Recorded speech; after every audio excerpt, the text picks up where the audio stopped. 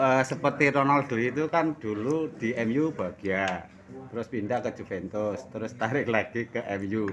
Itu kesannya kan luar biasa. Bagaimana dengan Ibu? Bangda tidak boleh pasif. Bangda harus di depan, sekalipun Tusi dalam manajemen pembangunan itu ada di belakang.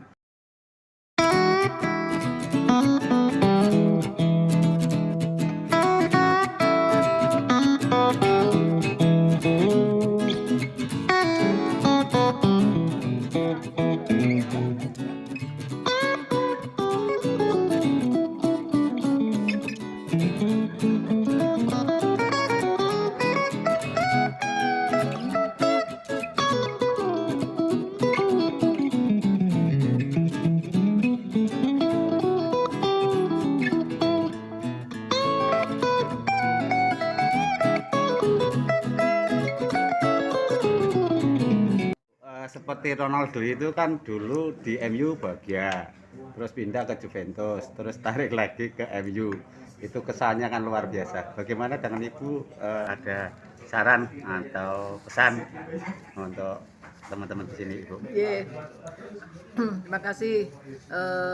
Sebenarnya kalau bicara tentang kesan-kesan di Bangda, Pak, itu siapapun bisa memberikan penilaian ya, tidak hanya saya. Cuman karena posisi saya itu pernah di Bangda dari posisi waktu itu masih sangat junior, kemudian masuk lagi ke Bangda dalam posisi yang di posisi senior gitu, sehingga kan dari ujung bawah sampai ujung atas ngerti gitu ya. Nah sekarang pesan-pesan saya apa untuk Bangda? Pesan-pesannya ya tadi yang saya sampaikan di forum tadi, bahwa teman-teman Bangda itu harus bisa menggali persoalan-persoalan yang ada di SKPD.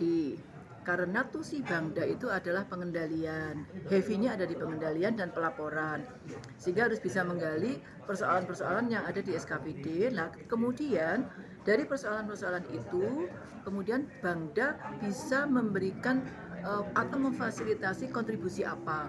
Nah teman-teman di Bangda inilah yang kemudian harus selalu kreatif, inovatif, dan aktif berkoordinasi dengan SKPD supaya terpantau seluruh problem atau dinamika yang ada di SKPD.